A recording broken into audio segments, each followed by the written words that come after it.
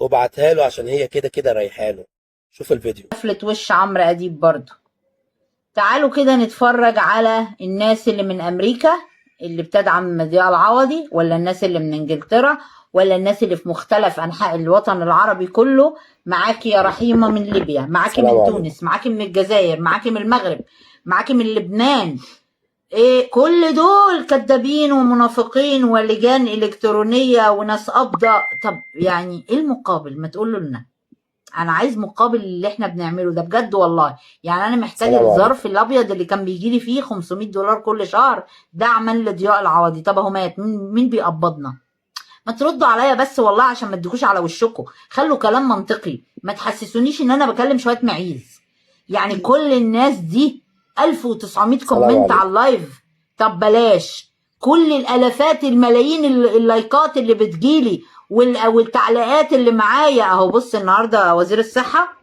تعال، انا غلطان اني قلت لكم على الاجتماع تفاصيل خلاف النواب ووزير الصحه. السلام وزير عليكم. الصحه انفعل على برلمانيين اليوم وهم في مكتبه لتقديم طلبات خدميه للمواطنين، وقال انا غلطان اني قلت لكم على الاجتماع، وغادر الوزاره وترك النواب.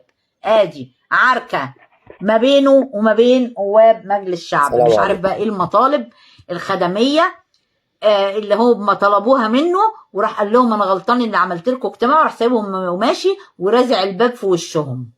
مش عارفه. طب ده كمان قابض الراجل ده. تعالى كده بص معايا. السلام عليكم. شوف كده يا عم احمد يا عوضي الله يرحمه، دكتور ضياء عوض الله يرحمه. انت قلت ماشيين على زمن الطيبات والناس بطلت تاكل البيض. اودي البيض فين؟ اودي البيض فين؟ البيض كله اوديه فين؟ انا السلام البيض عليكم. ببلاش، كان طبق ب 190 جنيه، النهارده الاربع اطباق ب 190 جنيه. ايوه.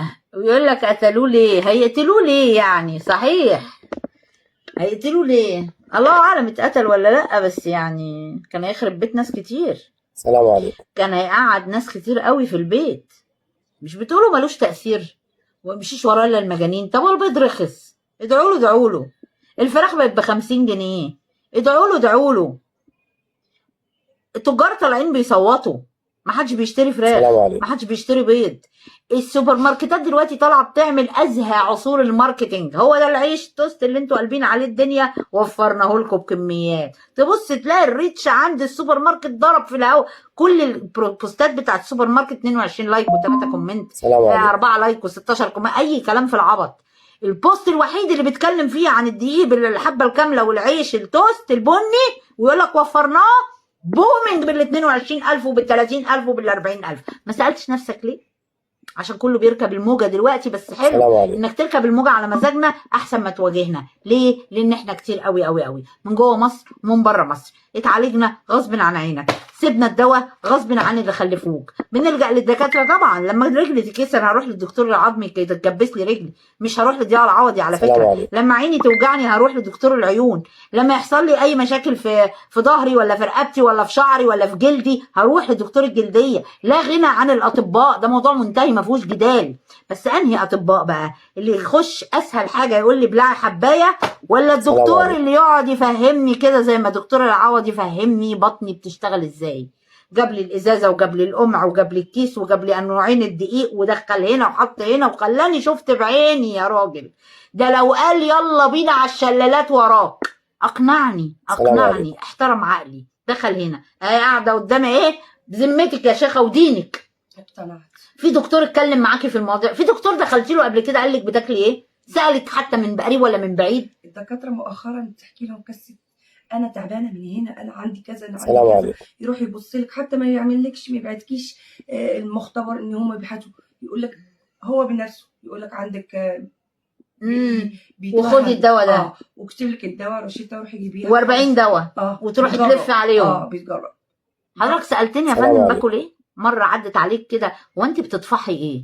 ما توقفي 1 2 3 بطنك هتتحسن وقولوا ولا واحد. وبكلمك في استشاري جهاز هضمي، ما بكلمكش في دكتور امتياز ولا عيل لسه متخرج اول امبارح. ده استشاري يعني بيعلم الطلبه في المستشفى، رئيس قسم. السلام عليكم. ما جابليش سيره الاكل خالص. ما قاليش وقفي دقيق، ما قاليش وقفي خضار، ما قاليش وقفي بيض ولا فراخ، ما جابش سيرته. يلا اضربي عبي شاري. ايه ده ما جابش معاك نتيجه؟ طب هنعلي الليفل بقى، هنعمل السلام مناظير ب عليكم. 30,000 يا راجل. وبعد المناظير قال لي جراحه بقى، نفتح نشق على طول. يلا حلال الله اكبر. يا ابويا هتتكلم بهيمه؟ ده انا رحيمه الشريف، انت قد وقعتي؟ ده انصار ياكلوك. يعني ينقلوا المستشفى دي ودوها ترى بالراحه بس كده بالعقل، السلام عشان عليكم. في ناس اتعالجت بره من السرطان. شريهان اتعالجت من السرطان، ناس كتير اتعالجت. ما ردتوش ليه على الفنان العالمي الامريكي المطبلاتي طبعا لضياء العوضي؟ كلنا عارفين ميل جيبسون بيقبض. يعني ميل جيبسون بتاع فيلم ذا جلاديتور لما طلع قال لكم انتوا كدابين في علاج السلام عليكم. للسرطان وانتوا مش عايزين تقولوه. ما حدش رد عليه ليه؟ ما حدش طلع رد ليه على الفنان يوسف منصور لما قال لكم في علاج للسرطان؟ علاج جذري، اوعى تقول لي كيماوي اشعاع، علاج جذري يلغي الورم من جذوره. طب ما هو طلع اتكلم على السرطان السلام وقال انت عليكم. خليه صديقه مش عدوه. ما ردتوش عليه ليه في حياته؟ ما طلعتوش عملتوا له مناظره ليه؟ يمكن اللي بيحصل له ده دلوقتي حق ربنا. الله من فوق 7 سماوات بينصره عليكم يا كفره يا فسده يا ظلمه السلام عليكم. يا اللي ما عندكوش حتى عقل تفكروا بيه. احنا عندنا، سيبونا بقى في حالنا. ما تدخليش واحده صيصه ملهاش ريحه اللازمه انت بتجبري الناس وبتوجهي الناس. بوجه الناس لايه؟ الناس هبل. انت عايز تقول ان الشعب المصري مش واعي؟ كلمه توديه وكلمه تجيبه. عايزه السلام تفهميني ان عليكم. انا مؤثره قوي كده للدرجه دي ان صوت رحيمه الشريف مسموع لدرجه ان اعلامي يطلع يعتذر تاني يوم؟ مش طلعتوا كتبتوا لي كام كومنت كده؟ هو انت مفكره نفسك مهمه؟ انت فاكره ان عمرو اديب يعني طالع يعتذر لك؟ طب طالما انا مش مهمه يا بت فكك مني، السلام عليكم. حلك مني. لما انا مش مؤثره، لما كلمتي مش مسموعه، لما الناس ما بتسمعش كلامي وما بتاخدش بارائي، ايه اللي تعبك؟ اعتبريني يا ستي بهرتل مع نفسي، بيجي لي 2 لايك و3 كومنت ونصهم اصحابي بيجبروا بخاطري. فكك مني يا بت. بس انت عشان عارفه حجم رحمه السلام الشريف وعارفه ان هذا اللسان لا ينطق الا بالحق، لان ما بيهمنيش حد وماليش كبير ومعليش راسي بطحه ومش ملوي دراعي ومعليش فاتوره سددها لحد. انا مش مطبلطيه، وحاشا لله ان انا اكون السلام مطبلطيه عليكم. في النفاق وفي الشر وفي المواربه. ابويا علمني كده طص في الوش، وده كان بيسبب لي مشاكل كتير في طفولتي وفي مراهقتي واستدعاء ولي امر اني كنت واقف اناظر المدرس بتاعي. ليه مكتوب كده؟ رد عليا قول لي. انا خدت استدعاء السلام ولي عليكم. امر في يوم من الايام وانذار بالطرد بسبب خالد بن الوليد، وحياة ربنا الصحابي خالد بن الوليد، عشان كان مكتوب كلام في المنهج لا يقبله عقل. يعني ما ينفعش بني ادم سوي طبيعي يمتلك ذره من الانسانيه يسمع ويشوف هذا الكلام المسيء لديني، السلام عليكم. لديني انا شخصيا. سيبكم من دينكم بقى، دينكم حاجه وديني انا حاجه. ما قبلتش الكلام. قلت له هو ايه اللي حضرتك كاتبه؟ مين اللي كاتب الكلام ده؟ قال لي وزاره التربيه والتعليم. انت مش عاجبك كتب الوزاره؟ قلت له لا مش عاجباني. خير هتعدمني ولا ايه؟ هتروح تبلغ عني؟ السلام عليكم. راحت المديره جابت ابويا